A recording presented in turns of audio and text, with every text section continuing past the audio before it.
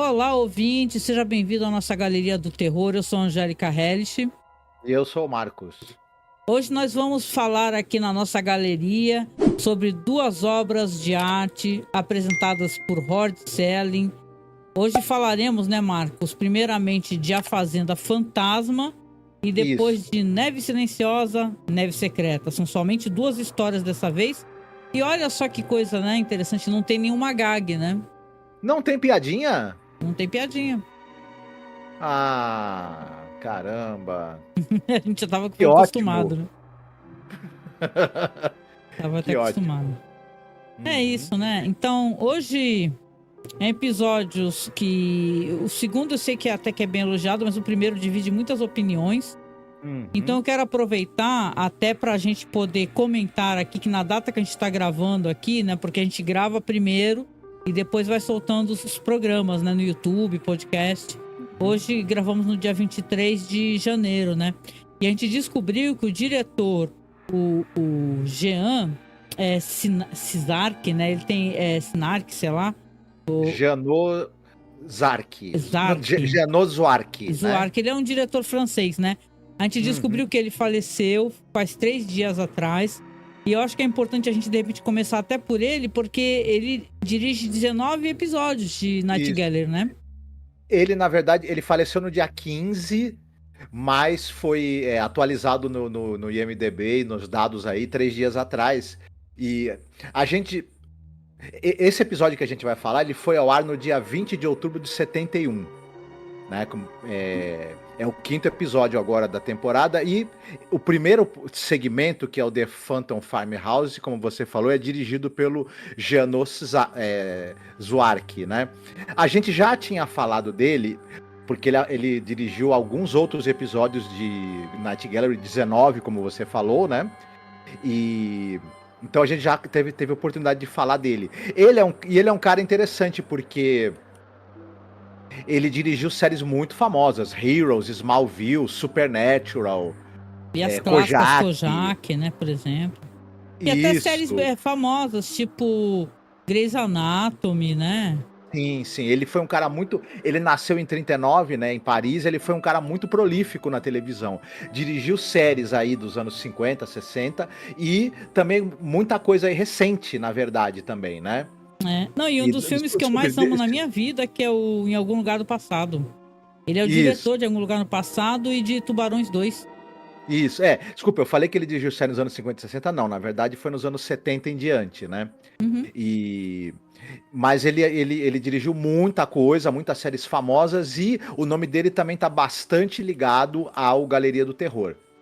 Ele é um dos nomes principais aí do elenco ali de diretores, né, que trabalhou com episódios de Galeria do Terror. A gente E aí ficou ele... triste, né, em saber, né? Porque a gente já vem gravando faz alguns dias esses podcasts, né? E a gente poderia até ter falado antes, só que a gente não ficou sabendo, né? E eu acho que, apesar de ter episódios que nem todos a gente gosta, né, e tal, eu acho ele um diretor muito competente, assim. Acho que, se você for ver no IMDb a lista de trabalhos dele, pô, você vê um cara que era muito requisitado mesmo, né, pra televisão. E ele é muito talentoso. Ele era muito talentoso, ele sabia imprimir um clima, né, necessário para cada episódio, para cada temática que ele estava dirigindo. E, infelizmente, aqui em Galeria do Terror, ele dirigiu também muitos desses segmentos que são gags, né, de É. humor. E que, na verdade, não há muito o que o cara fazer, porque o roteiro é aquela besteira, É. então ele tem que, né? Assim, diretor, produção, né? Queria até comentar que alguém foi no comentário, desculpa se eu não falar o seu nome, né? Mas foi comentar, acho que no primeiro episódio, que aqui na data que a gente tá gravando, saiu somente o primeiro episódio, não saiu o segundo, pra vocês verem, né? A gente já tá no quinto aqui, né? E aí um rapaz foi lá comentar e falar assim: ah, mas esses episódios aí de gag é pra poder preencher tempo. E a gente que pesquisou e está pesquisando, a gente sabe que também é para isso, mas não é somente por isso. É uma decisão artística, né? Que foi colocada pela visão do Jack Laird. E a gente sabe que esses episódios aqui, concordando e discordando de você, né? Que comentou. Que é assim que funciona, gente. Eles podem. Tanto que eles vão fazer isso muito na terceira temporada. eles podem ampliar ou reduzir a minutagem dos episódios. Então, isso daí é uma escolha artística que não deu certo, né? E para vocês verem, a gente tá aqui falando no episódio que, na minha opinião, tem segmentos um pouco variados, assim, né? No meu gostar, pelo menos. E não tem nenhuma gag, entendeu? A gente chega a ficar aliviado aqui. Então, é muito mais uma escolha artística, uma visão, né, do showrunner e tal, do que qualquer coisa, gente. Era possível fazer sem as gags, né? Mas foi... Tanto é que na terceira... E tanto que a própria... Perdão, só falando aqui. Tanto que a própria emissora exigiu, né, que o Rod Serling não colocasse sistemas intelectuais, cabeça e tal. Era uma decisão artística, gente. Não era somente para preencher minutagem, entendeu? Uhum. Tanto é que na terceira temporada essas gags humorísticas são, né, limadas. São banidas, né? Praticamente. Uhum. Pois é. Mas é isso. Esse primeiro episódio, ele tem roteiro de um cara chamado Halstead Wells. Esse cara é uma coisa interessante. Ele escreveu o roteiro daquele filme Os Indomáveis, sabe? O filme que é com o Christian Bale e com o Russell Crowe. Ah, sim. Uhum. Que é uma refilmagem daquele faroeste clássico do Trem para Yuma, né? Ah, que é um filme muito legal, inclusive. Eu lembro que na época eu gostei bastante de assistir.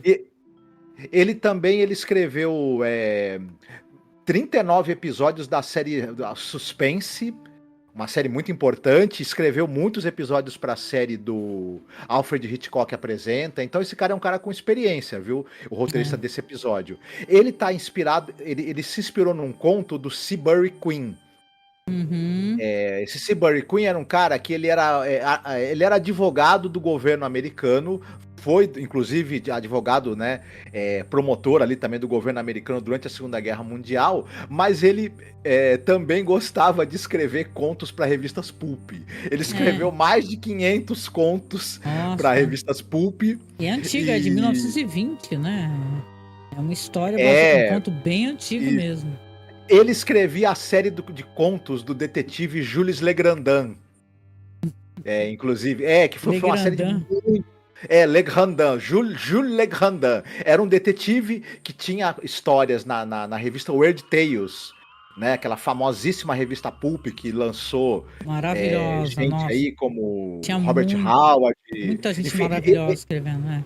O cara que escreveu esse conto, ele era contemporâneo do Robert Howard, do Lovecraft, etc. E esse detetive Legrandin fez muito sucesso, era presença fixa ali na revista Weird Tales. Só que depois que ele parou de escrever esse detetive, ele foi escrever muitas outras centenas e centenas de contos de fantástico, de terror. Esse é um dos contos, né? Eu vejo essa história como uma história dentro dessa época e com essa pegada gótica de revista pulp. Né? Vou falar as minhas impressões quando a gente contar a história e falar da trama, mas eu acho que ela seria muito melhor ambientada de outra maneira do que as escolhas artísticas que foram colocadas nesse episódio aqui. Mas interessante saber. Olha, eu tenho um verdadeiro fascínio por histórias assim, contos de terror e tal, e eu sempre sinto que é uma lacuna quando a gente fala sobre esses escritores, sobre essas escritoras, né? E a gente vê que não tem muito acesso, né? Pra gente poder procurar Exatamente. Eu acho que você citou uma coisa importante. Esse episódio, ele pega uma história aí que o cara escreveu ali com esse clima aí dos anos 20, 30, né? E essa história com influência gótica e tudo mais. Talvez até antes disso, inclusive, né? Essa história talvez tenha sido escrita até antes. E aí passa pra cultura hippie, né? E aí é engraçado a gente perceber isso, né? Não, e é importante a gente até colocar aqui, porque o pessoal acha que o movimento hippie é dos anos 70. Mas, na verdade, os anos 70 já acabando o movimento hippie, gente. Então, essa época aqui, onde a série está sendo colocada, está no auge do movimento hippie. No auge. Aí, no elenco, a gente tem o David Carradine, que as pessoas, claro, conhecem da série Kung Fu. Ele era o Kwai Shan Kane. E quem gosta de cinema também, obviamente, vai conhecê-lo do Ovo da Serpente do Bergman, que ele Que contracena legal. com a Liza Minnelli, e, obviamente, do Kill Bill 1 e 2 do Quentin Tarantino. Ele fez milhões de outras coisas na TV, ele fez 1 zilhão de filmes B, digamos assim, né? Fez aquele filme faroeste, trashíssimo, terror. né? Famosíssimo. Não, o Corrida da Morte 2000, né? Mas ele fez 1 milhão de filmes de terror, de ficção, de fantasia B. 1 milhão de filmes. Se você tentar ver tudo que esse cara fez, uma vida não é suficiente. Ele é o pai do Keith Carradine, que eu brinco que sempre foi meu crush. Desde que eu assisti Os Duelistas do Ridley Scott, eu sempre achei ele um dos homens mais bonitos, e você também, né? Talentoso, bonito, o Keith Carradine. Quem acompanha a televisão, claro, vai reconhecer o David Carradine, por conta que a gente falou do Kung Fu, e quem é um pouco mais velho ainda, vai reconhecer o David McCallum, que ele é o eterno, um dos agentes da Uncle, né? Ele era o Ilya Kuruyakin. Caramba, que nome curioso, né? Quem assistiu a série, a Uncle era uma agência de detetives, né? Uma agência que ela precisava enfrentar uma outra agência de espionagem maligna, que era a Trush. Eram os agentes da Uncle versus os agentes da Trush. Os nomes, né? Que maravilhosos, né? Que delícia. Então, a série foi muito sucesso, muito marcante, meio que ajudou um pouco essa coisa do gênero espionagem se popularizar, né? E aí você tinha o Robert Vaughn, que ele era o Napoleão Solo, e você tinha o David McCallum, que era o Ilya Kuruyakin. Enfim, quem assistiu... Ele é um cara muito ligado, o David McCallum, a essa coisa da aventura. Ele fez muita coisa na televisão. Ele era músico, ele era cantor também, né? Também, ele era um artista bem completo, David McCallum. Não, só sem querer te interromper, né? Eu sei que você vai chegar lá, mas a gente tem uma referência nossa muito boa com o David McCallum, porque nós fizemos um podcast, falamos daquele...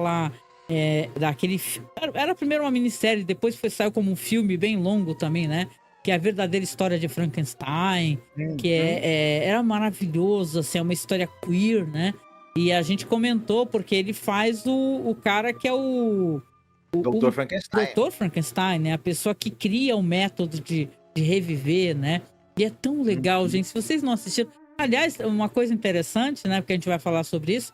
Tem alguns atores aqui que trabalharam juntos, porque o David McCallum, ele trabalhava nessa série, como você falou, né? E a própria personagem aqui, acho que é Linda Marsh, né? Que é a atriz, ela também foi uma das... Qual é o nome dessa série? Não tem as Bond Girl? Tinha as... Uncle Girls. Exatamente, ela foi uma das gatas, que as mulheres lindas que apareciam nessa série aí. Então a gente acha interessante que quase que tem um crossover, né? Nesse episódio, pro episódio posterior, que vai ter um menino também, vamos falar sobre isso. Mas eu só quero deixar esse parênteses aqui para vocês procurarem a verdadeira história de Frankenstein, que é é um filme fantástico, assim. E o Dave McCallum faleceu em 2023, né? Os trabalhos que ele fazia, assim, mais perto de falecer, era do NCIS, ele fazia lá um personagem, ele chegou a trabalhar em desenho também, ela fazia... Ben 10, ele era o Dr. Paradox do Ben 10 Força Alienígena. Não, e também uma animação aí do Batman. Ele era o Alfred Pennyworth e tal, então... Chegou também a ser o Alfred. Ele tem uma voz muito bonita, então é interessante, ele é uma voz muito modulada, muito bonita, então... Ele era um ator, assim, que eu acho que se você vai procurar na carreira dele, você vai ver que esse episódio nem representa toda a categoria, né, que o ator tem, né? Ele não consegue colocar, né, porque tem episódios que os atores conseguem sobressair, né? Tem não sei se tem a ver com direção de atores, eu não vou... Assim, mas sei lá, é a história mesmo, que é um pouco frágil. Mas aqui eu acho ele bem fraco também, assim, apesar que ele tenta, né, Marcos? Ele tenta.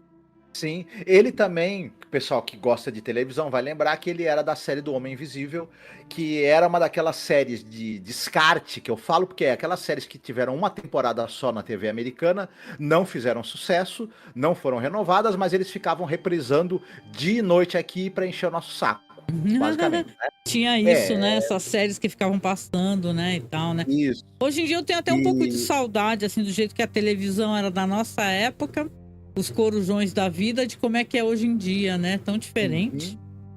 Sim, sim, era bem diferente. Ele também participou, a gente não falou de outra vez que a gente falou desse ator, a gente não participou. Ele participou de uma adaptação para a TV do livro do Robert Louis Stevenson, Raptado. E a adaptação que tem ele no elenco é uma das mais elogiadas. E, enfim, vale muito a pena assistir, é muito boa mesmo. Quem gosta de Robert Louis Stevenson, que é o autor do Médico e o Monstro e A Ilha do Tesouro, entre outros, né? Uhum. E vale muito a pena assistir essa versão dele. Não sei se é fácil de encontrar, né? Um outro destaque rapidinho que do elenco, que você já citou, é a Linda Marsh. Ela vai fazer aqui a Mildred, né? Que vai ter muita importância. Ela era uma atriz de televisão e ela participou de muitas séries que passaram no Brasil. Né? Ela participou do Bonanza, FBI, Havaí 5.0. Enfim, ela tem uma carreira também longa na TV. E só para citar mais Ela duas participou de um pessoas. filme com o Omar Sharif, hein? O Causa Perdida, de 69, que falam que é um filme fantástico, né? Faz uma guerrilheira e tal. Isso. Vai ter uma participação aqui, uma ponta da atriz da Trina Parks. Ela, uma atriz belíssima, por sinal, Nossa, impressionantemente ela... bonita. E eu lembro que a beleza dela me chamou a atenção quando a gente assistiu o episódio. E realmente ela, por exemplo, foi Bond Girl. Ela tá no 007 Os Diamantes São Eternos. Não podia, né? Só podia... Ela é muito linda, mas ela é talentosa também. Uma voz doce, assim, sabe? A participação dela é curta no episódio, mas chama muita atenção. Assim mesmo. E a gente também vai ter um personagem que ele é um cara que ele vai fazer um francês, digamos assim, nesse episódio. Só que ele, na verdade, era um ator canadense, o Ivor Francis, que ele vai fazer o Pierre, né? Nossa. E ele é de séries como Casal 20, Noviça Rebelde, enfim. São esses aí do elenco que eu personagem. Não, e esse que vai fazer o francês, ele tem um cara com ele que... Ele é a melhor coisa do episódio, cara, assim, sem brincadeira. As caras do velho atrás dele é digna de nota, assim, vocês têm que assistir e pausar nas caras que o velho fica fazendo, cara. Cara, é tudo pra caraca, maravilhoso, né? Mas é isso, né? Então, vamos aproveitar. Vamos fazer assim, dessa vez sou eu que vou fazer a sinopse. Vou contar pras pessoas e tal, e a gente comenta. E aí, na segunda, que eu sei que você gostou bastante, aí você aproveita e você faz, tudo bem? Vamos fazer essa divisão? Pode ser, pode ser. Bora lá. Então, a gente já falou aqui das questões técnicas, atores, um pouco sobre o elenco.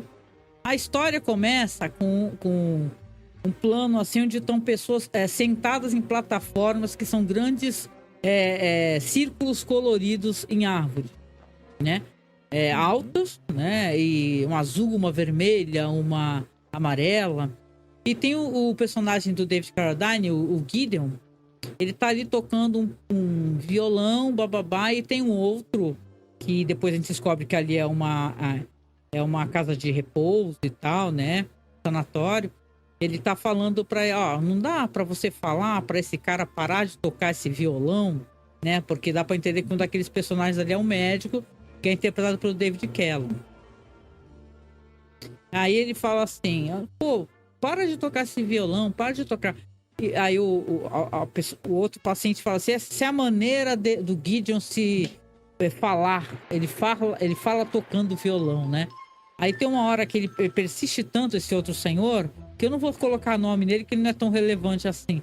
E aí o personagem David Carradine responde assim, você quer que eu pare? Eu vou parar então. Aí pega o violão, pá, quebra assim, né? Porque ele é rebelde, né? Eu já tô aqui brincando, né? Já tô sacaneando, né? E aí você vê que tá chegando ali um carro de polícia, né? Porque, pelo que eu entendi, tá tendo algumas notícias aí de pessoal saindo do sanatório, né? Pra ir numa casa lá e tal. Ou seja, tem uma galera saindo sem né? E o policial foi lá verificar, né? Então tem toda essa trama, né, Marcos? A polícia tá lá pra... Você tá sabendo quem é que tá indo nessa casa tal? Quem tá fazendo não sei o que lá? Tá tendo morte de alguns animais também, de ovelhas, né? Então você vê que ali é uma grande fazenda, né? É uma espécie de sanatório, onde é uma grande fazenda que tem uma grande facilidade de locomoção desses pacientes. O que eu penso que não é muito bom, né? Para a saúde dos próprios pacientes, né? O nome é Delphinium House, né? E é um sanatório que fica no interior, né? você vê que ali, né, tá nessa sessão, né? Diz que inclusive os pais estão pagando ali pro Gideon mais de $39.000 para ele poder ficar lá, né? Por ano, Uhum. para mantê-lo lá trancado para o próprio bem dele, né? E aí começa então uma história sobre uma casa na floresta, que existe uma linda mulher. O Gideon tá contando essa história, fala assim: eu sou apaixonado por ela, você seria apaixonado por ela e tal. E você entende que ele meio que tá ali tentando, né? Como é que eu posso explicar? Incentivar e trazer a curiosidade que uma mulher linda, maravilhosa nessa casa, e você vê que ele fala que ela traz encanto, né? O tempo todo, né? O nome dela é Mildred. E a trama vai meio por esse lado, né? Porque, na verdade, o médico vai ficando curioso, o Dave McCallum. Ele vai uma vez procurar essa tal casa aí, porque o paciente acaba convencendo ele, ou então deixa ele muito curioso, né? Não se sabe. Mas ele vai lá uma vez, aí ele olha, não vê nada, depois ele olha de novo, tem aparece uma linda mulher. Uma linda mulher que é a Mildred, com seus vestidos brancos esvoaçantes, seus cabelos dourados, né? E aí ele fala assim: por favor, você me deixaria tomar um pouco dessa água do poço? Aí ela fala: sim, meu senhor, eu deixo você tomar a água do meu poço. Aí vai lá, desce lá a caneca, o baldinho, aí vai, sobe, bota a caneca. Que água gostosa. Melhor água que eu tomei na vida. Ela é até geladinha. É sério, tem esse diálogo na porra do episódio, né? E aí ele começa indo lá, ele vai e volta lá entre a curiosidade de investigar mais sobre a casa, o que o Gideon realmente quer mostrar. Tem um momento até que ele vai na biblioteca mostrar pro médico alguns pontos que ele quer falar, né? Que o médico deveria se informar. Ele vai se envolvendo com essa figura chamada Mildred, que ele diz que é uma mulher à moda antiga, que é uma mulher que ela não é agressiva como as mulheres de hoje, ela é uma mulher que traz tranquilidade e paz, né? E por aí vai, né? Eu vou deixar nesse ponto aqui, a gente discute depois como o episódio se encerra, né? Mas aí eu lhe pergunto, Marcos, a Fazenda Fantasma é uma história hippie. Ela, não sei porquê, tem umas escolhas artísticas ali que eu não consegui gostar disso de jeito nenhum. É que nem você tava falando que o cara é de um ponto de um Penny Dreadful, né? Na verdade é um Pulp Fiction, né? Essa história, na minha opinião, funcionaria de um jeito muito mais gótico, né? Tanto que a gente questionou esse vestido da moça, né? A gente até brincou, né? Que tá meio deslocado no tempo, tá anacrônico, né? Mas na verdade eu acho que ela tá com a vestimenta correta para o que essa história seria, uma história, como é que eu posso explicar? Uma história meio gótica, sabe? Aquele gótico rural, que seria mais interessante. Aqui é uma história que tem esse visual hippie. Primeiro as plataformas, que aquilo você não consegue entender, porque assim, a gente tem que ter essa coisa de a história, entrar na história e tentar entrar na brincadeira deles. Mas é totalmente incoerente, não tem uma escada pra subir. E aonde tem um sanatório, gente, com pessoas com problemas, né? De saúde mental, que vão ficar conversando com um médico lá em cima numa plataforma alta. Entendeu? Só pra parecer hippie, só pra parecer descolado. É muito estranho. Algumas decisões são estranhas. E relacionadas à história, também acho ela meio... Ela parece que ela não encaixa. A história não dá pra entender esse médico, porque que é tão rápido as coisas que ele vai fazendo, assim, sabe? Pra poder se envolver. Então, eu acho que, assim, eu concordo com você. A ideia é interessante, é uma história saberemos em breve que é uma história de lobisomem, já vou entregando, viu? Tá? Mas realmente o que acontece é que toda essa coisa. A gente primeiro começa a pensar assim, ok, tá, esse é um sanatório, que ele é uma grande fazenda.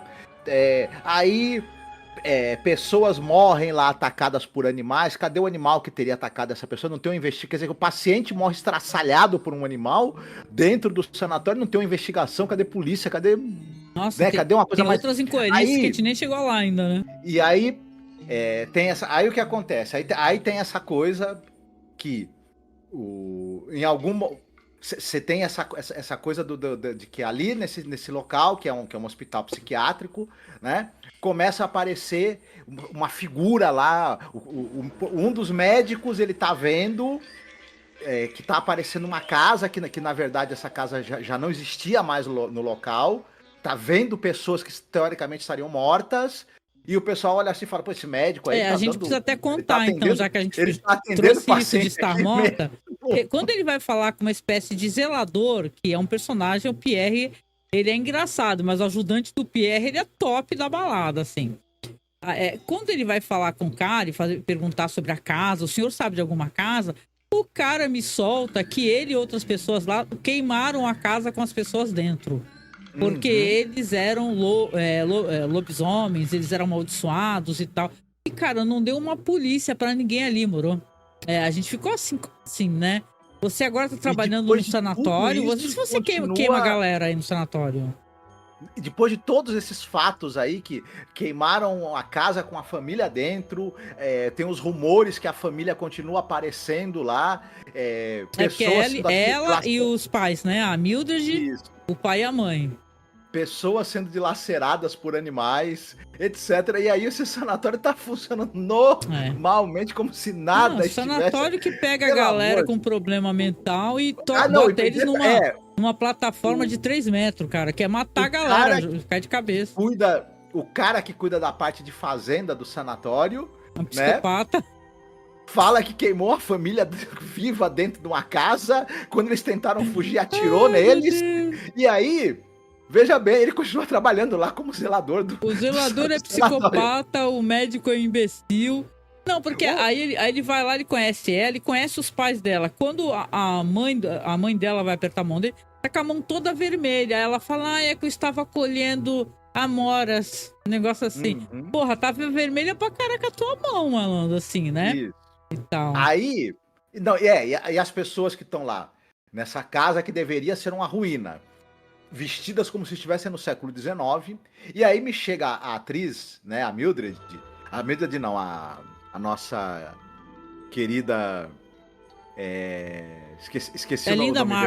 A Linda Marsh, né, que ela faz o que é possível, ela tá fazendo, ela faz essa mulher... A peruca dela me tirou sabe aquelas perucas maltratadas, tipo a gente ficava sacaneando algumas perucas lá do Game of Thrones. A peruca que a pessoa não... tá toda rupiada, sabe? Parece que enfiou o dedo na tomada. A peruca tá muito ruim, cara. Muito ruim. Você olha pra ela, você fala, esse não é o cabelo dela. Ponto. Isso não é o cabelo dela. Essa é uma peruca. Não, aquele corte assim, retinho, né? De franja. E uma peruca mais feia do mundo.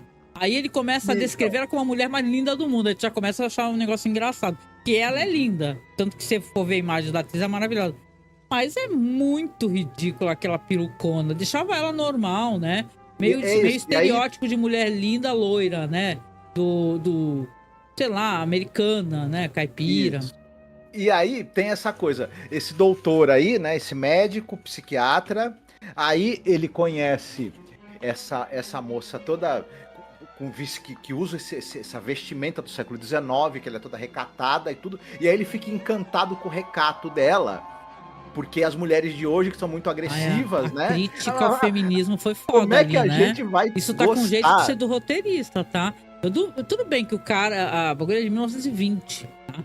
Mas eu não sei se... Como o negócio é meio hippie, né? Tem um recorte de época ali. Eu acho que tem uma crítica embutida ali. Ridícula. Crítica ridícula. Como é que a gente vai gostar desse personagem? A gente vai falar, doutor, pelo amor de Deus, né, doutor? Primeiro que o senhor tá aí indo atrás da conversa do cara, atrás da fantasma, né? Da mulher aí que não é paciente aí. Porque esse local aí, esse sanatório, ele tá mais pra uma desorganização. Porque assim, tem lista de paciente. Não tem? O cara fala, não, mas tem uma mulher que vive aí. Mas que mulher que vive aí, rapaz? Ela não é paciente, ela não é uma das funcionárias, ela é uma das pessoas que diz que é fora do sanatório, é uma casa próxima ao sanatório, que é numa fazenda, né? E tem umas cenas que elas são erros de edição, sabe, nesse episódio. Porque tem um momento quando ele vai falar com o zelador lá, com o cara lá, o caseiro, sei lá. Uma paciente, ela se materializa na cena. Ela não aparece em nenhum momento se aproximando dele. Tipo, tá conversando com a pessoa aí termina de conversar e a mina tá parada do lado. É nesse nível, sabe? De amadorismo. É muito ruim a edição, muito mal feita. Os cortes são muito mal feitos desse episódio, né?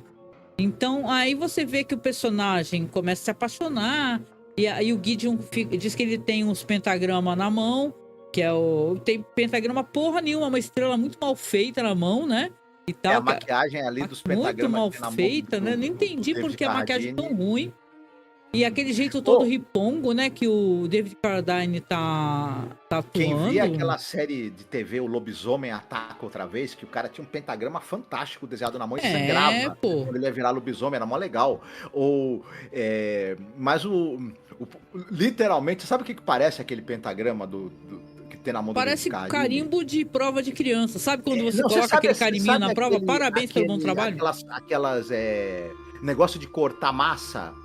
De Sei, docinho. Parece que alguém estrelinha. E parece que alguém passou tinta no negócio e colocou na mão dele, porque o negócio é meio arredondadinho. É meio fofinho, né? É tipo assim, parece que alguém pegou o carimbo da professora, falou assim, ó, parabéns pelo bom trabalho e carimbou nas mãos dele. Isso, usaram aqueles carimbinhos de cola. Não faça isso comigo. Tu quer entender por que alguém gastou tanto em botar uma merda de 3 plataformas, colorida, riponga pra caraco no bagulho? Eu não tenho nada contra o estilo, eu só acho que não faz a história ficar toda zoada.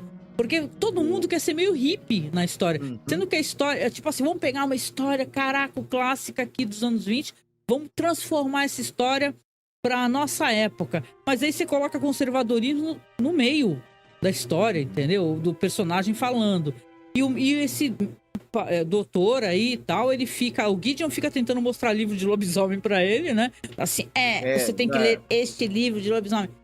E a história é meio isso só, gente, porque claro que vai ter um desenvolvimento pra história de lobisomem mesmo, né? O Gideon, ele tem que trazer vítimas pros lobisomens. Isso, ele é gigolô. Tanto a Mildred... A verdade é que ele é gigolô dos lobisomens. Só que parece que ele simpatiza com o doutor por algum motivo que a gente não vai saber exatamente por que ele simpatiza com o doutor, porque não achei ele um cara simpático, mas enfim. Ele é mané. E aí ele quer dar a letra pro doutor, né? Ele fala, o doutor começa a falar que não, eu tô me encontrando com a Mildred e tal. Aí ele, olha esse livro de lobisomem aqui. Dá uma lida nesse capítulo sobre lobisomem aqui, ó. Viu que às vezes tem as mulheres... Bateu uma culpa, né? Falar assim, nossa... né? Às vezes tem mulher que vira lobisomem também, tá? Viu? Mas... Não, e tem uma parada nesse episódio, porque essa personagem aí, que você falou que ela é linda, modelo e tal, mulher negra, ela é a primeira que morre. Aí me lembrou aquele Todo Mundo em Pânico 2, né? Que a personagem fala no começo do filme, fala assim, engraçado, né?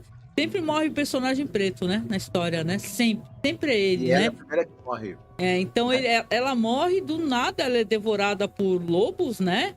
E, cara, cadê a polícia? Cadê toda, né? Tudo que traria, né? Numa história como essa, um paciente ser atacado, né? Quer dizer que nada acontece feijoada, né? Aí acontece... Não, antes dela morrer, tá tendo uma conversa entre o doutor, o Gideon, que é o David Carradine, né? O paciente também, e aí ele fala, eu não gosto dela.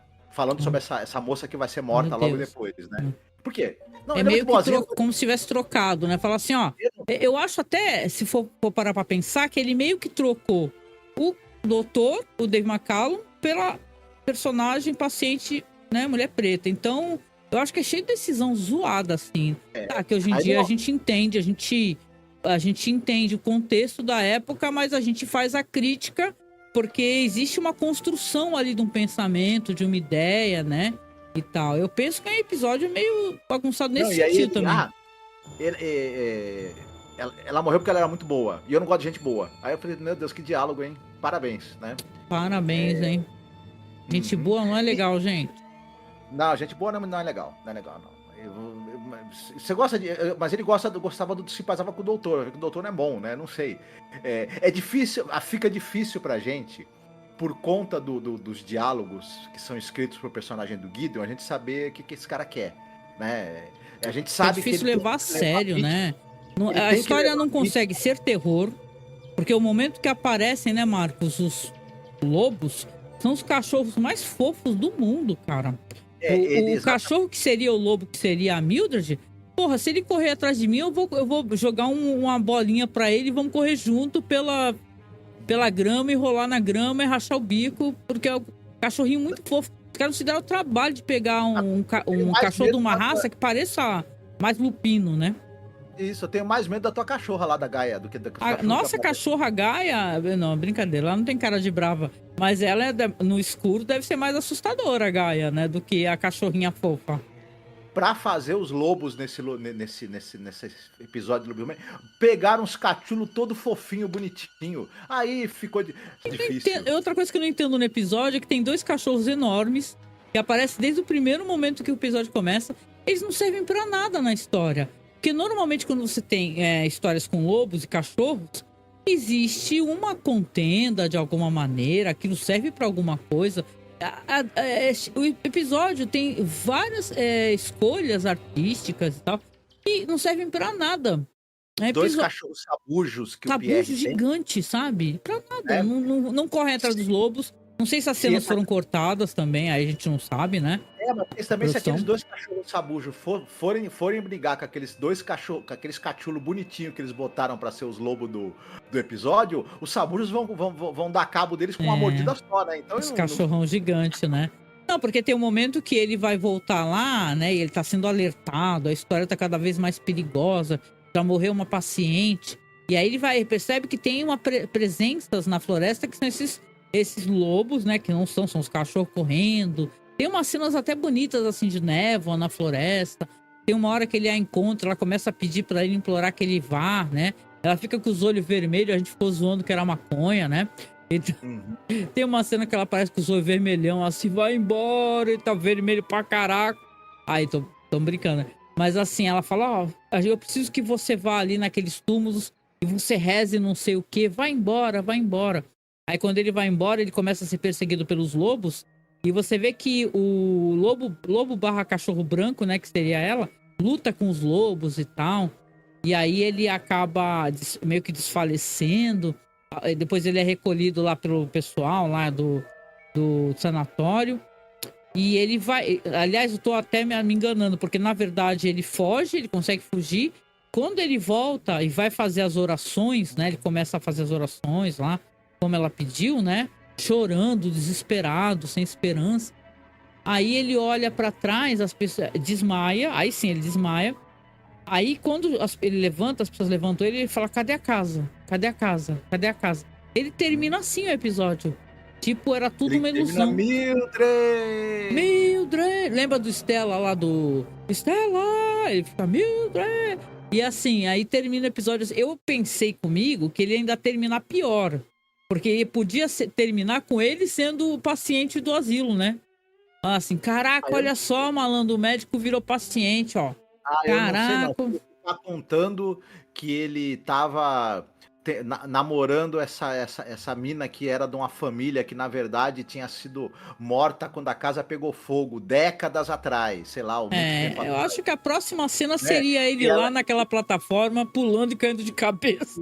E ele e que ele tava lá rezando para poder quebrar a maldição que fazia eles se transformarem em lobos e atacarem as pessoas. Os fantasmas deles, né? Eu acho que muito provavelmente ele iria se tornar paciente de lá eu não comprei a vibe hippie do episódio. Eu achei que ela não ajudou a você na dramaticidade, na tensão do episódio. Fora as incongruências de você... Olha, eu vou pegar no pé com as plataformas porque, não tem escada, tinha uma corda pendurada. Você tinha que subir numa corda. Tem um momento que tá o médico velho, porque tem um outro médico coroa velho, e o médico tá lá no altão. Como é que ele subiu lá, aquele velho? O velho é o quê? O MacGyver? É o Rambo? Ele tava em forma, pô. Sem noção. Aí termina o episódio, você fala assim, ok, né? Não deu muito certo, aí você já fica com medo. Meu Deus, lá vem a gag. Não teve gag, não teve. E aí vai, né, Marcos, para um episódio que eu queria que você falasse um pouco sobre... direção, produção, etc. Que eu sei que você gostou bastante. Se tu quiser falar. Esse episódio, o próximo, ele é escrito e dirigido pelo George R. Kearney. Nós já falamos dele, porque esse cara ele vai participar Ele vai escrever o roteiro de 11 episódios aqui do Galeria do Terror. Ele é um cara que ele tem a carreira, na verdade, muito ligada a duas séries, que são Galeria do Terror e Kojak, que ele escreveu mais de 25 episódios também. Uhum. Mas além de roteirista, ele também dirigiu algumas coisas. E é por conta disso que a gente chega nesse episódio que é o Silent Snow, Secret Snow. Neve silenciosa, neve secreta. Esse episódio ele é inspirado num conto do escritor americano Conrad Aiken. Uhum. O Conrad Aiken ele é um grande escritor, ensaísta e poeta americano. Enfim, quem gosta, se interessa por literatura americana, com certeza já ouviu falar dele. Esse conto, ele é um conto muito famoso e muito importante da literatura americana. O Aiken chegou a ganhar prêmio Pulitzer pela poesia dele. É uma coisa interessante, né? O Conrad Aiken, ele foi filho adotivo do Frederick Winslow Taylor, o cara que criou o Taylorismo, né? Aquele Caramba! sujeito que era o cara que organizava a logística de produção do Ford, né? Das indústrias Ford. E é um cara terrível, porque É. ele encarava tudo como máquina, inclusive as pessoas também ele tratava Nossa. como máquinas, né? Ele era um grande arrombado, então, certeza, né? Isso. Precarizador do trabalho, desumano, né? Com o trabalhador. Ele tinha essa coisa ele deu esse grande pontapé para desumanizar o trabalhador, né? O Frederick Taylor. É. Mas uma coisa boa que ele fez na vida foi ser o pai de criação dos quatro. O Conrad Aiken tinha mais 3 irmãos, né? E ele criou as 4 crianças e o Aiken ficou esse escritor famoso. E o que acontece? Em 1964, esse cara, o que a gente já citou, o Gene R. Kearney, ele escreveu e dirigiu um curta-metragem de 17 minutos, que é uma adaptação desse conto. Uhum. E aí eu vou chegar agora na sinopse, que é na verdade a sinopse tanto do conto quanto desse curta-metragem que ele dirigiu em 64. Aí o que acontece? Nós estamos agora falando em 72, não, 71. 7 anos depois, esse cara, o Gene R. Kearney, ele é convidado para recriar esse curta-metragem dele, essa adaptação que ele fez do conto do Aiken, como um episódio de Galeria do Terror. E eis o episódio aqui. A sinopse tanto do conto, quanto do curta que o Gene Kearney dirigiu, quanto agora desse episódio que ele dirige, agora episódio é a seguinte: você tem um menino chamado Paul, é um menino que ele, não sei, ele tem 9, 10 anos de idade, algo assim, 11 anos. Ele, na escola, durante uma aula de geografia, a professora comenta a respeito do Polo Norte, das geleiras do Polo Norte, do frio do Polo Norte. Aquilo desperta algo na imaginação desse menino. Ele começa a imaginar vividamente como é que é a neve, que coisa interessante que é isso da neve, do frio. E um belo dia ele tá em casa e ele tem a impressão que ele não consegue escutar nitidamente os passos do carteiro que passa todo dia lá na vizinhança dele para entregar as cartas das pessoas. Ele imagina que ele não tá conseguindo escutar os passos porque tá nevando lá fora. E ele começa a ter a nítida, a concreta impressão de que tá nevando lá fora. Só que quando ele vai olhar pela janela, na verdade, no dia seguinte não tá nevando, tá um dia límpido. E aí ele começa a ter a fantasia, ele começa a ter a fantasia de que ele consegue viver num mundo coberto de neve, num mundo que tá sempre nevando, embora no mundo real não esteja. E ele começa a ficar cada vez mais, penetrar cada vez mais nessa ilusão e viver nessa ilusão do fascínio que ele tem pela neve e da capacidade dele de imaginar que o mundo tá sempre, que a cidade dele ali, a rua dele tá sempre nevando.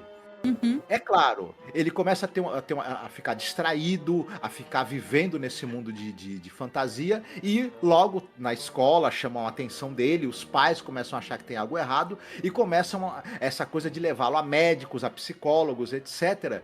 E no momento em que ele percebe que querem tirá-lo dessa ilusão, ele começa cada vez mais a se fechar para as pessoas, a rejeitar o contato com os outros, se fechar em si mesmo para viver essa grande ilusão de que ele consegue viver num mundo que está eternamente em neve e viver esse fascínio dele. Até o momento em que a própria ilusão começa a falar com ele e sugerir que ele se isole do mundo de vez para não ser tirado, né?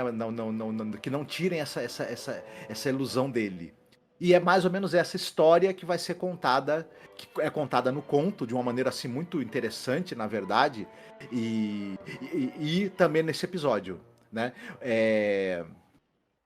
No curta-metragem original, o menino que chama Paul, ele é vivido por um ator chamado Simon Gerrard. Aqui, ele é vivido pelo Radamés Pera. Esse Radamés Pera é um cara que foi ator mirim, depois ator adulto, fez algumas coisas na televisão, mas todo mundo vai lembrar dele, ele é o Gafanhoto. Que gafanhoto? O gafanhoto que é como o mestre ali da série Kung Fu chamava o Kwai Chan Kane quando ele era menino. Tem até uma brincadeira, né, quando a pessoa...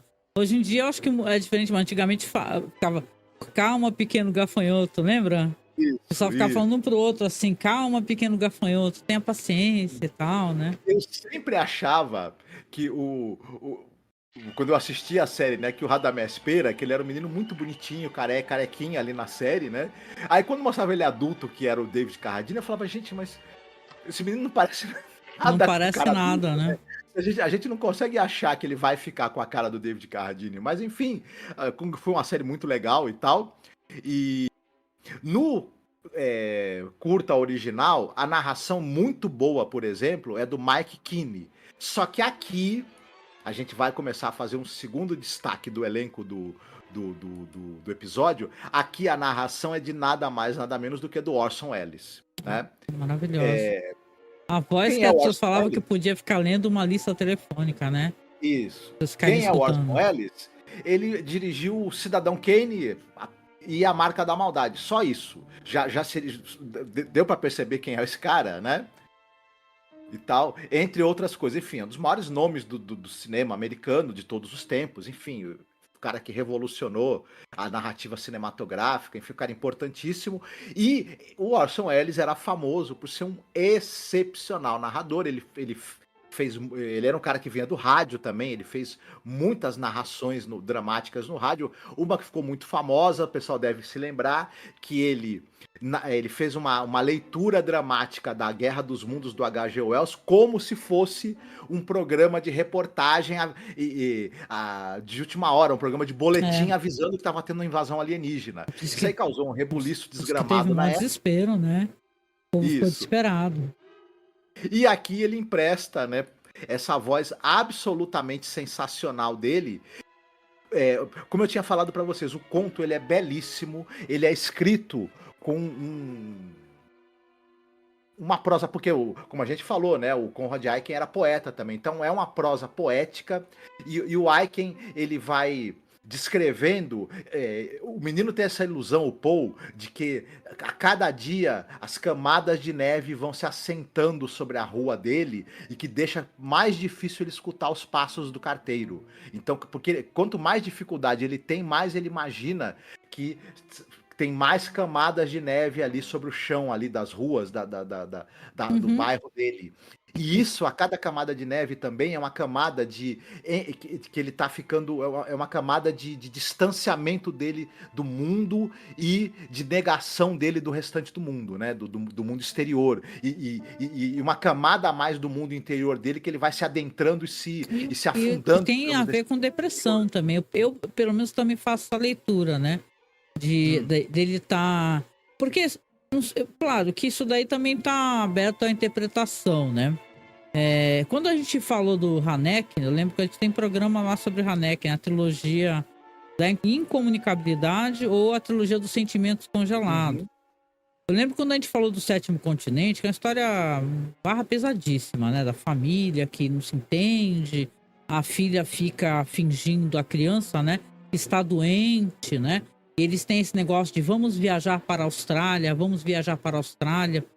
e você depois, não vou contar, você vai descobrir o que é aquilo, né? Eu tenho essa coisa dessa incomunicabilidade. Eu acho que a palavra é uma palavra-chave aqui, porque você vê que os pais do menino, eles não são muito amáveis e afáveis, né? Até a mãe, que é visivelmente a personagem mais generosa ali, trata ele com mais generosidade, também é muda, calada. Se ela tem empatia, ela não expressa, ela não verbaliza. Então acho que ele se sente também, o menino, ele deslocado. Ali, ele se sente. É como você falou, ele descobriu uma coisa que o encantava na escola maravilhosa, que para ele foi lúdica, para ele foi inspiradora e tal. Só que os familiares, ele não consegue comunicar isso para a família direito. E os familiares também não são abertos para que ele consiga colocar para fora essa ludicidade, essa coisa da infância, né? Porque ele é uma criança, ele tem direito de ser criança, né? Sim. É, a gente citou que tem o curta-metragem de 64. Inclusive, se quem quiser assistir, ele tem completo no YouTube. É Eu vou Silent deixar Snow, aqui na descrição. Secret Snow, do Gene R. Kearney. Uhum. E esse episódio, que é em preto e branco no original, e ele funcionaria perfeitamente como um episódio de Além da Imaginação. Aliás, ele seria um ótimo episódio de Além da Imaginação no curta original. Ele tem todo o clima, tem o plot twist, tem tudo que você poderia querer tem aquela belíssima fotografia em película, enfim, tudo que você poderia querer do episódio de Além da Imaginação. Porque a história original, pelo que você contou pra mim, tem uma camada mais sinistra, né? Porque essa voz começa também a conduzi-lo para esse distanciamento, que não se sabe o que é esse distanciamento, se é ele desistindo da vida, ou desistindo dos pais, desistindo, sei lá, de tudo, né? Isso, ele começa, isso tem no episódio também, isso tem no episódio aqui de Night Gallery. E quando ele começa a ser consultado por médicos, psicólogos, etc e tal, e ele percebe, e os pais começam a pressioná-lo para que ele saia desse mundo de fantasia, ele começa a... Primeiro porque ele começa na cabeça dele, tem uma hora que ele sente os pais como uma presença hostil, com uma presença intrusiva, ele já tá se distanciando emocionalmente, totalmente. E aí começa a ter é como se aquela fantasia que ele criou, ela começa a falar com ele. Ela vira quase que uma presença também satânica, de certa maneira. Ela começa a falar para ele, olha, nunca revele o que você tá pensando e rejeite completamente, se feche para nunca deixar que essas criaturas, essas pessoas tirem você de mim, né? Pode ser até ele mesmo falando para si, né? Sim, pode também, ser ele mesmo, né? certamente. Falando para si mesmo. A gente não sabe quantos anos que ele tá vivendo naquele ambiente que é um ambiente gélido, né? Porque eles não dão calor para ele, o calor assim significando amor, né? Afeto, cumplicidade, ele não sente isso pelo jeito. Ele é meio, até na aula ele é meio desligado, né? Ele é meio deslocado. Ele, por exemplo, ele se fixa a atenção em coisas muito... No conto tem isso também. Ele fixa a atenção em certos detalhes. Ele fixa a atenção na nuca da menina. Ele fixa a atenção na mão de... Ele tem essa coisa por isso que algumas pessoas fazem a leitura de relação com o espectro autista nesse personagem, ou depressão profunda. Ou é hiperfoco, né? Que o pessoal fala que tem isso também, hiperfoco, né? Mas o foco do conto não é exatamente esse também. O foco do conto é que a dificuldade que a gente tem de entender esse universo infantil e o quanto ele pode ser mágico, rico, e quanto a gente quer enquadrar a criança, fazer que ela amadureça e vire um adulto responsável, pé no chão, e matar essas ilusões, pode ter o seu gatilho para você ficar infeliz, depressivo e querer se distanciar do mundo, né? Até para coisas piores, né? Eu acho que isso daí é uma lição. Eu acho que se esse episódio tem uma coisa importante nesse sentido, é você entender, você tentar, enquanto pais, né? Eu acho que é importante até ter aparecido na série, porque a série passava na TV aberta, né? De você ter essa linha de diálogo, de você não tentar no seu filho você projetar o que você acha que tem que ser, que queria que fosse a sua vida, né? Porque tem muita gente, né? Muita criança com muito dom artístico que não conseguiu exercer porque os pais infernizaram, né? Para ser úteis, né? A gente falou no episódio passado das escolas militarizadas, né? De você pegar um ser humano jovem e achar que tem que institucionalizar ele numa porra de uma escola cívico-militar. Então é interessante, né? Eu acho que esse episódio ele traz vários questionamentos interessantes. A única coisa que eu lamento, assim, que eu falei pra você, eu acho o menino, o ator Radamés Pera, tem um nome engraçado ele, né? Ele é o que? Da família lá dos Incríveis. Eu achei ele muito fraco pra expressar essas emoções e colocar pra fora. Quando nós falamos lá no primeiro episódio do menino, né, que previu os terremotos, eu até brinquei que é uma atuação quase que sobrenatural, porque ele passa tudo pelo olhar, ele para, ele, né? Ele passa as emoções. Esse menino, e é difícil fazer isso. A gente sabe que é difícil, não é uma criança, um ator jovem, né? Eu lembro quando a gente falava de Handmaid's Tale, né? Que a atriz, ela treinava a narração para ela expressar as emoções com a narração que eram os próprios pensamentos dela. Isso é uma coisa bem difícil de fazer. Então acho que isso daí tem a ver com direção de atores também, né? Porque o menino, talvez não conseguissem tirar dele porque fica ali o Orson Welles fazendo aquela narração fantástica. E eu acho que o menino é meio cara de pôster. Eu achei ele meio cara de pôster. Né? Até me admira ele depois ser chamado de novo pra fazer a série lá do Kung Fu, porque eu não achei ele bom, não. Tanto o elenco do curta original, tanto quem faz é o Simon Gerrard, faz o menino, ele dá um show de atuação. Legal. Todo o elenco do curta original, ele tá, tanto o ator que faz o pai, a atriz que faz a mãe e o ator que faz o menino, eles estão bem mais afiados, eu diria, como atores. Isso é bem importante, né? Não dá pra tu reproduzir alguma coisa se o elenco é diferente, às vezes não rola. A narrativa também, ela é mais interessante no curto e mais eficiente, eu diria. É uma pena que o Gene Kearney ele não conseguiu, nesse episódio, reproduzir o quão ele foi bem sucedido em adaptar o conto no curta dele.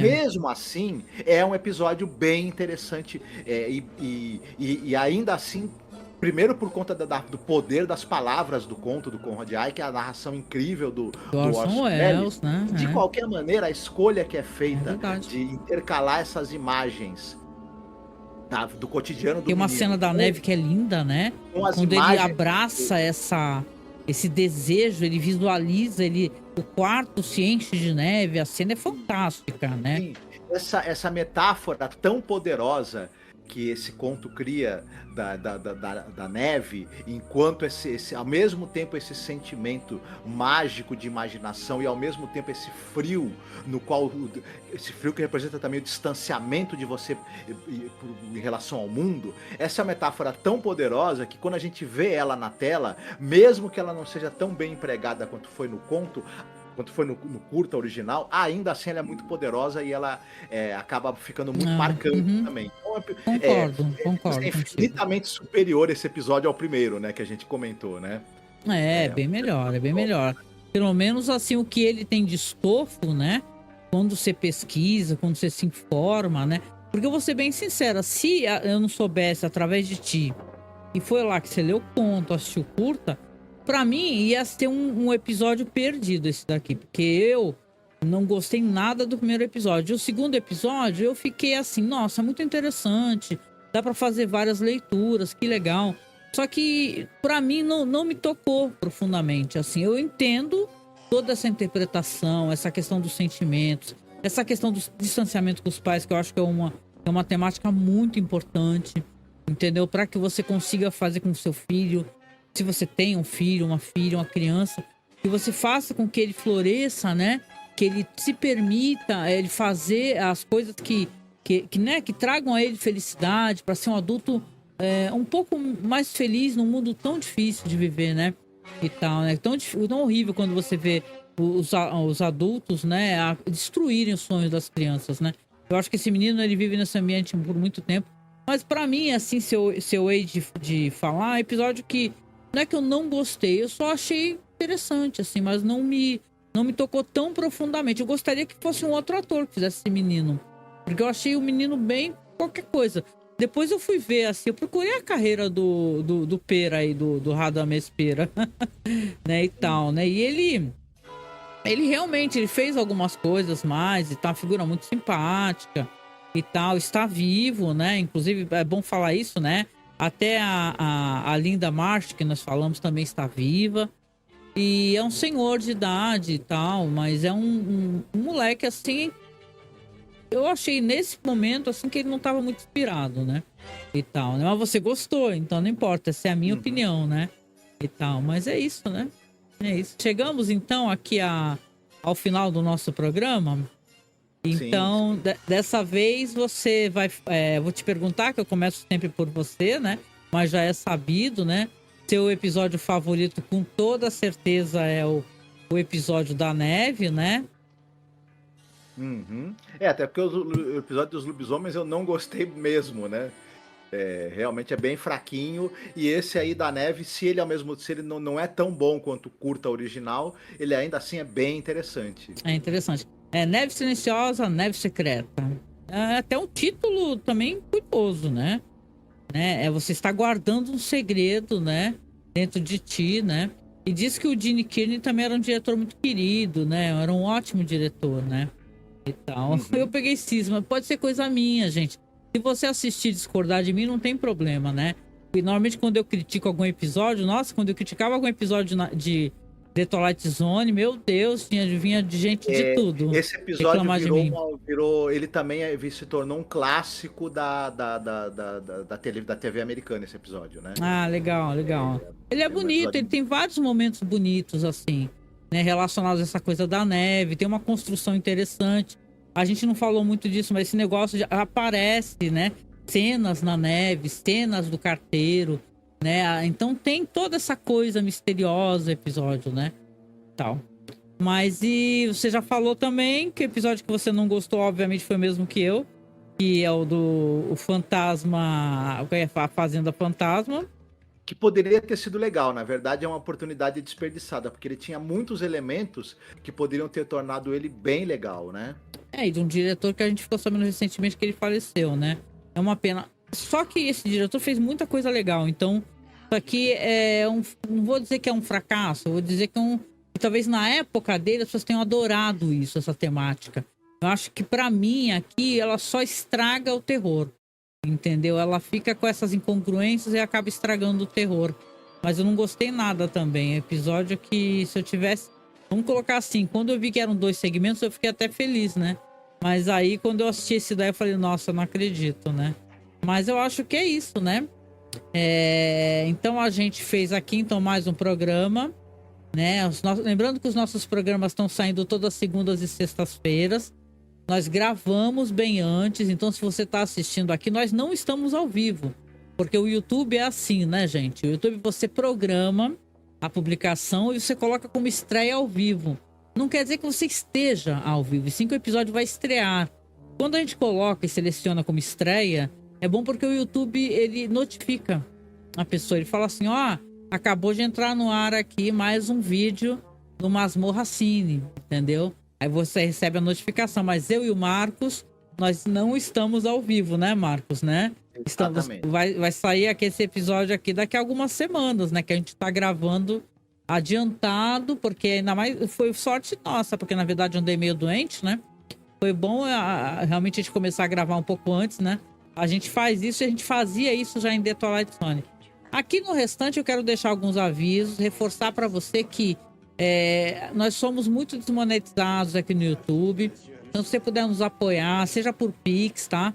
apoiomasmorra@gmail.com, como pelo Apoia-se, que é você coloca um valor mensal, pode ser 10, 20 reais. A gente vai receber seu apoio também. O Apoia-se tira uma parte para eles, né? Ou seja, a melhor maneira de você nos ajudar, se quiser nos ajudar integralmente, é via Pix mesmo, né? Que vai para conta corrente, onde nós os utilizamos para pagar a conta, para poder comprar as coisas que necessitamos. Para nossa vaquinha da webcam, vamos lembrar que nós estamos com essa vaquinha, né? No ar. Inclusive, você pode ajudar diretamente pelo Live Pix GG. Então, é isso, né? E a gente continua fazendo os nossos trabalhos. Agora, lembrando aqui que eu estou comentando sobre Severance, que é uma série que eu sou absolutamente apaixonado. Eu faço isso sozinha. Normalmente eu tipo assisto o episódio e sento para falar minhas impressões. Então, se você gosta de Severance, não deixe de você se inscrever aqui no canal e de você assinar o nosso podcast Spotify, que vai ter sempre comentários aí. Como eu estou fazendo sozinha, é muito mais fácil de eu fazer, na verdade, né? Então é isso, né, Marcos? Chegando aqui em mais um final aqui de um episódio. Estou muito ansiosa para o próximo. E lembrar que a gente tem a nossa pasta, que é uma pasta compartilhada no OneDrive. Só que é uma pasta paga, gente. Eu pago a média de R$45, R$50.